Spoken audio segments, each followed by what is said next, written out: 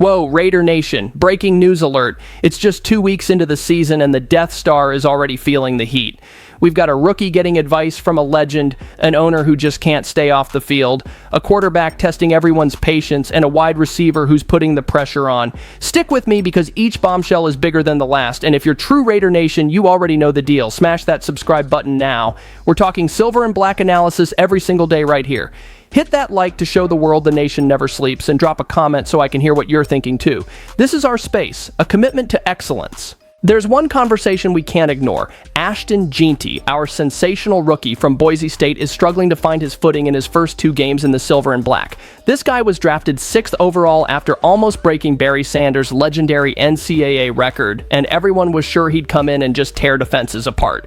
But so far, it's only 30 carries for 81 yards and a single touchdown. That's a brutal 2.7 yards per attempt, and it's really hurting because our ground game was supposed to be the strength of this offense. Now, check out the honesty from the kid himself after the last loss. He took full responsibility, saying he didn't read his blocks well, didn't hit the holes the O-line opened, and is still getting used to the speed of the NFL. Man, that's exactly what we want to see, accountability. But talk is cheap. He needs to start showing that explosive burst that wowed everyone in college. And here's a goosebumps-inducing detail. Who showed up on the sidelines as a photographer? None other than Marshawn Lynch. Beast mode was there, camera in hand, but also with an eagle eye on what was happening in the backfield. After the game, he went straight to Jeanty to talk. His advice? Simple but powerful. Focus on the small things, improve your play fakes, get your legs churning more on runs, pay attention to the details. If anyone knows how to turn details into a massacre, it's Marshawn.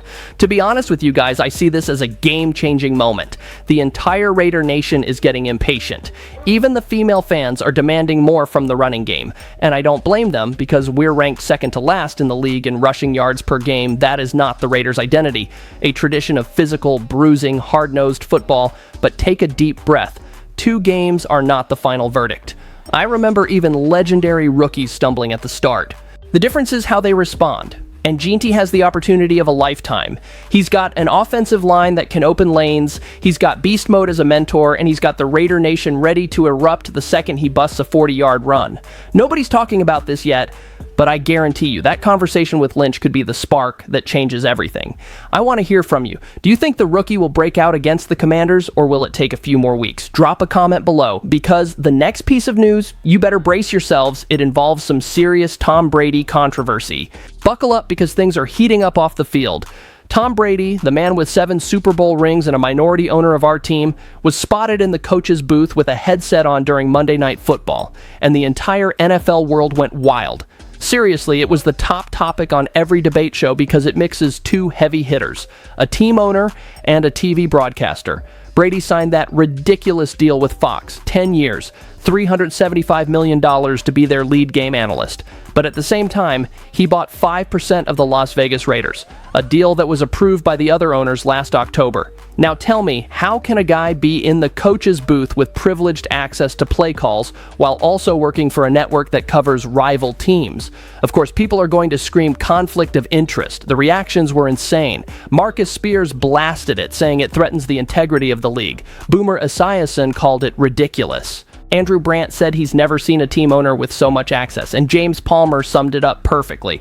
The problem is the double duty. On one hand, he's an owner. On the other, he's a commentator. That just doesn't happen anywhere else. But hold on, not everyone was against it. Greg Olson, his colleague at Fox, defended Brady, saying he sees nothing wrong with it. Dan Orlovsky also said he has no issue with the integrity of the situation. But for us in Raider Nation, the question is different. Does this help or hurt us? Let's be real. Having Brady in there, listening to what the coaches are saying, could give us a strategic edge no other team has, but at the same time, it creates a circus of criticism that just piles more pressure on Las Vegas. And we all know the Death Star already lives under a massive spotlight. I'll be honest, part of me thinks it's genius to have a guy with his level of tactical vision involved in our day-to-day. But the other part is bothered because the Raiders don't need extra controversy, they need wins. And Raider Nation, especially the older fans who lived through the tumultuous eras, don't take kindly to the team looking like a soap opera. So I'm putting it to you, is this Brady in the headset worth it, or is Mark Davis opening the door to an unnecessary mess? Because the way it is now, the Raiders' name is in every headline. But wait, The next story is even more explosive because it involves our starting quarterback and a certain Kirk Cousins. Alright, let's talk straight about the most sensitive position on the team, quarterback. Everyone saw the disaster against the Chargers on Monday night. Geno Smith finished with a 55.8% completion rate, only 180 yards, 0 touchdowns, and 3 interceptions. Man, 3 picks in prime time is a tough pill to swallow. I almost threw my remote across the room. And that's why Kirk Cousins' name is already being floated in the conversation. Because relying solely on Geno and Kenny Pickett, who is the only backup, just doesn't inspire confidence. Geno came from Seattle with a comeback narrative, and it seemed like he had turned the corner there. But here, with the heat of Raider Nation, the pressure is different, and so far he hasn't shown that he can handle it. That's why the serious buzz has already started. The Raiders need to look at Atlanta and try to bring in Cousins. Yeah, the same quarterback who has racked up over 44,000 yards, nearly 300 touchdowns, and a career completion rate of almost 67%. The guy's a pro. He may not be a highlight reel like Mahomes, but he delivers consistency.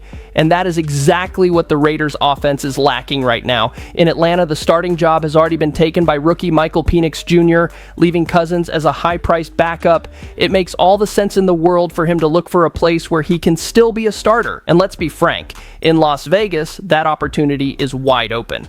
Just look at the situation. Geno is struggling, the fans are losing patience, and the roster has good pieces around him, but no reliable leader at quarterback. Now, I know not everyone in the nation is going to agree. Some of you will think Cousins doesn't raise the team's ceiling and that it would just be a lateral move. But look, I'd rather have a quarterback who doesn't give the game away on a silver platter than one who throws an interception on the first snap of the night. The defense can't carry the whole team all year, and there's more.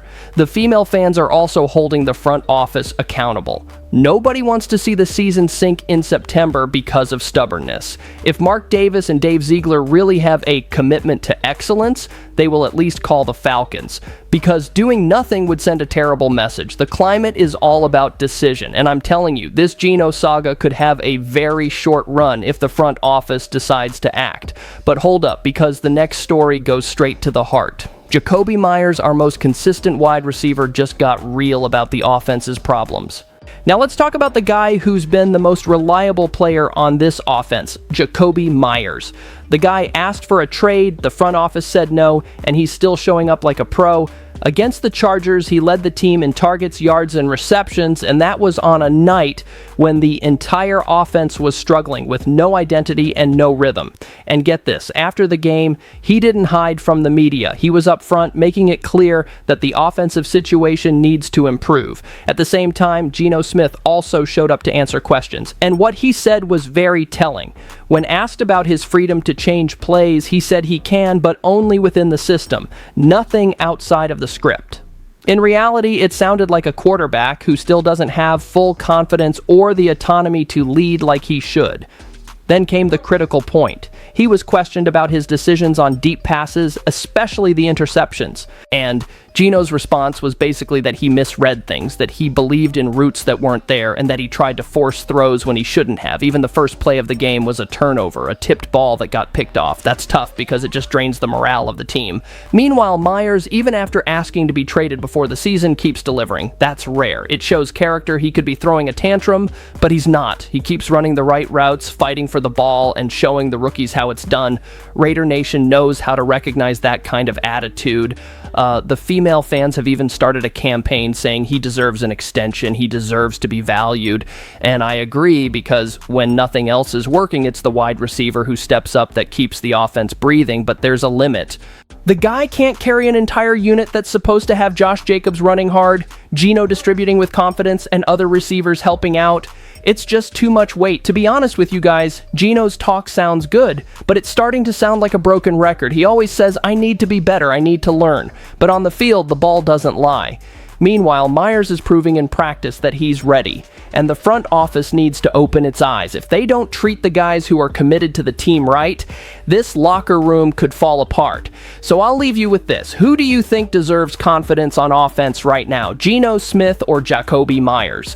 Because to me, the answer is obvious, and I'll tell you right now, in the conclusion, I'm going to put all of this together and tell you what the real identity of this team is at the moment. Yeah, my friends, it's impossible not to feel the roller coaster these Raiders are are on. On one hand, you have Ashton Jeanty listening to Beast Mode and fighting for a breakout. On the other, you have Tom Brady creating a media storm in the booth. Then you have the drama of Geno Smith and the ghost of Kirk Cousins, all while Jacoby Myers is holding everything together and showing character. This is the current snapshot: talent, chaos, and a lot of pressure. Raider Nation feels it, lives it, and demands more. So comment below, because this is our space. This team messes with our emotions every single day, so I'll see you in the next video.